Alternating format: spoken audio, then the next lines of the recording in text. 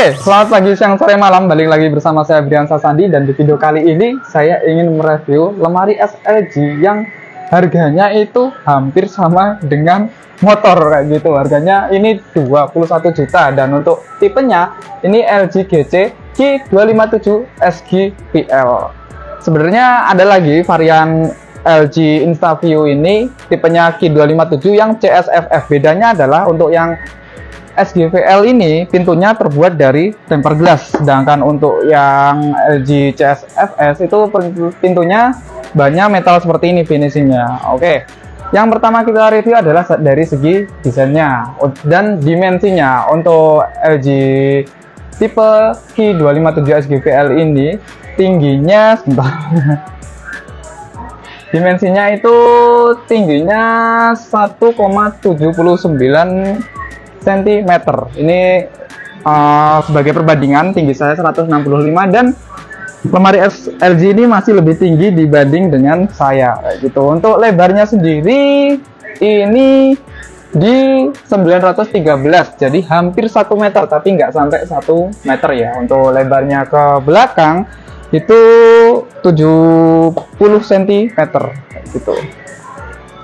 Oke, dari bahannya tadi sudah saya jelaskan, dia dari tempered glass ya untuk bahan pintunya. Kelebihannya tempered glass sendiri, ini yang pertama dia nggak mudah gores. Misalnya teman-teman nggak sengaja nih bawa pisau atau benda tajam, biasanya kalau kegores ke lemari es yang model-model metal seperti ini kan pasti dia meninggalkan baret yang memang nggak akan bisa hilang karena dia itu kayak ngelupas gitu ya. Kalau di tempered glass ini sudah tahan terhadap goresan, itu yang pertama. Yang kedua, dia juga tahan terhadap benturan yang agak keras seperti ini misalnya. Nah, kalau misalnya yang bahannya metal seperti ini, misalnya kena benturan agak keras dikit, dia akan langsung penyok kayak gitu, dan itu akan mempengaruhi di tampilan pintunya. Kalau ini aman-aman aja, asalkan tidak terlalu keras kayak gitu. Oke, untuk LG InstaView ini handle-nya ada di tengah untuk membuka pintunya, dan untuk yang sebelah kanan saya ini dia lemari pendingin, sedangkan yang sebelah kiri ini freezer. Jadi yang sebelah kiri ini full beku. Oke, kita review dari freezernya dulu. Ini adalah tampilan dari freezer LG InstaView.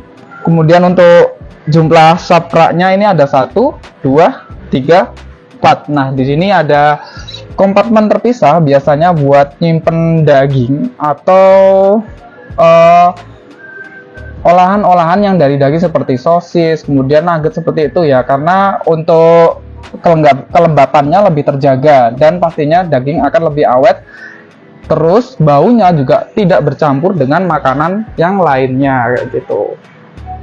Untuk di pintunya sendiri ini terdapat 1, 2, 3, 4 rak ya. Biasanya dipakai untuk nyimpen botol atau es krim juga bisa. Dan di sini di sub ketiga ini dia ada es maker. Jadi misalnya teman-teman ingin membuat es batu, ini cukup simpel, tinggal isi di airnya di sini. Kemudian kalau misalnya udah beku, tinggal putar tuasnya di sini dan es otomatis akan jatuh di tempat penampungan es batu seperti itu.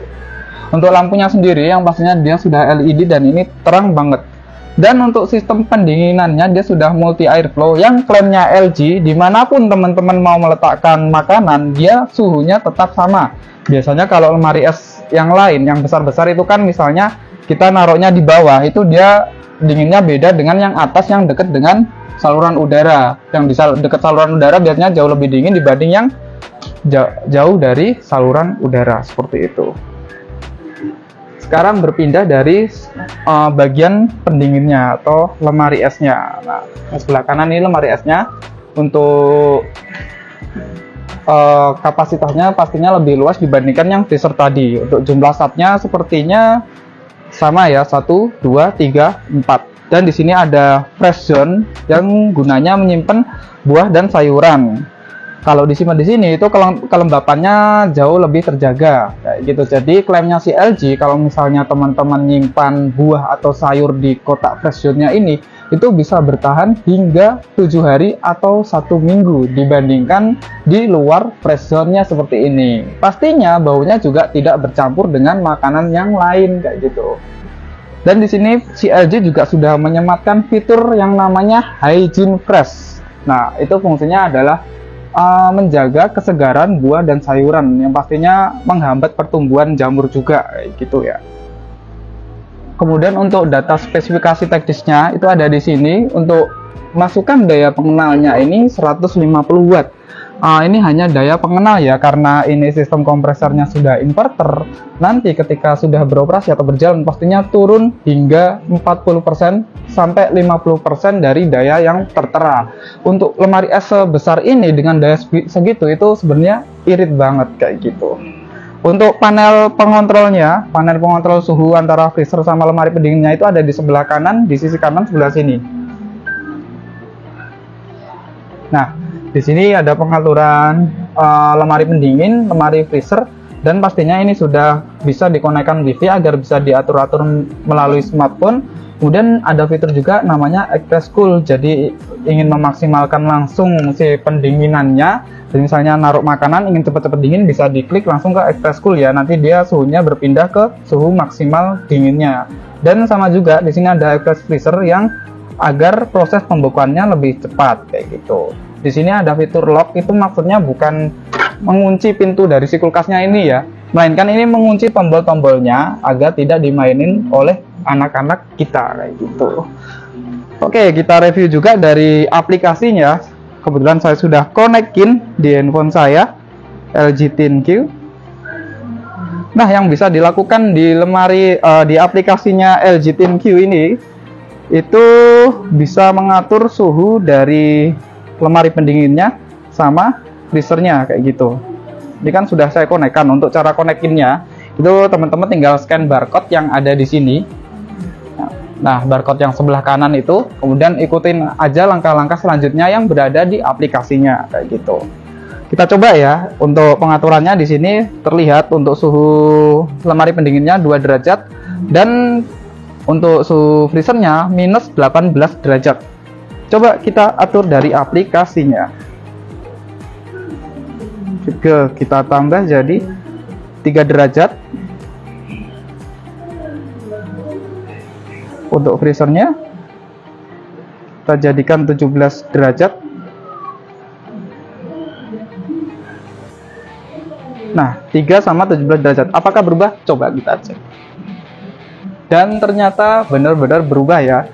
Ini 3 derajat, yang awalnya 2 derajat, dan ini yang awalnya minus 18 derajat sekarang jadi minus 17 derajat kayak gitu. Dan syaratnya agar bisa terhubung seperti ini di rumah teman-teman pastinya harus ada wifi, dan untuk lemari esnya sudah terkonek di wifi teman-teman. Nah, misalnya teman-teman tanya, Bang, gimana kalau wifi di rumah lagi mati atau listriknya lagi mati, kemudian wifi-nya mati? Yang pastinya nggak bisa diatur ya, karena ini harus terkoneksi terus dengan wifi yang ada di rumah kayak gitu.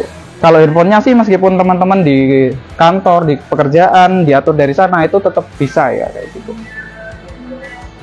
Terus yang saya sayangkan di aplikasi, bentar sebelum ke poin situ, nilai jualan utama si LG G257 SGVL ini adalah fitur Insta View-nya, yaitu door indoor-nya kayak gitu. Fungsinya adalah ketika kita ingin mengambil minuman, kita nggak perlu membuka langsung pintu utamanya seperti ini, karena ini berimbas pada pemakaian listriknya juga ya. Karena semakin sering kita buka tutup lemari esnya, maka aliran udara dinginnya akan semakin keluar dan si kompresor akan bekerja lagi untuk mendinginkan lemari esnya. Maka dari itu ketika teman-teman itu di rumah sering membiasakan buka tutup kulkas, maka tagihan listrik pasti akan naik kayak gitu.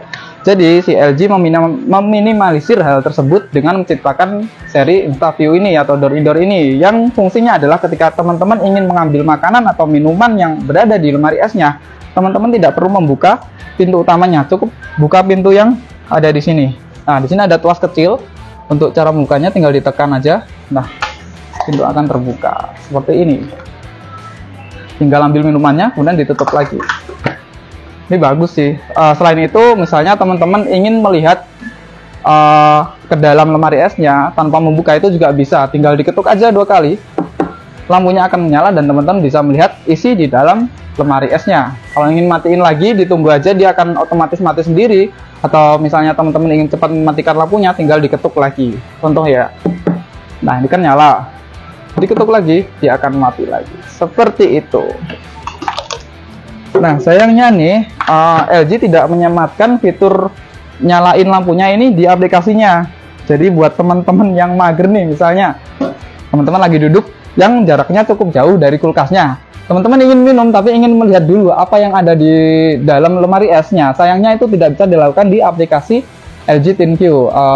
Masukan buat LG, semoga kedepannya fitur tersebut bisa dimasukkan ya di aplikasinya. Jadi lebih praktis lagi kayak gitu. Apalagi buat kaum yang mager banget kayak gitu ya. Oke, mungkin itu aja review saya di lemari es LG Q257 SGVL. Jika teman-teman ada pengalaman maupun ada pertanyaan, silahkan tulis aja di kolom komentar. Saya Brian pamit undur diri, sampai jumpa di video selanjutnya.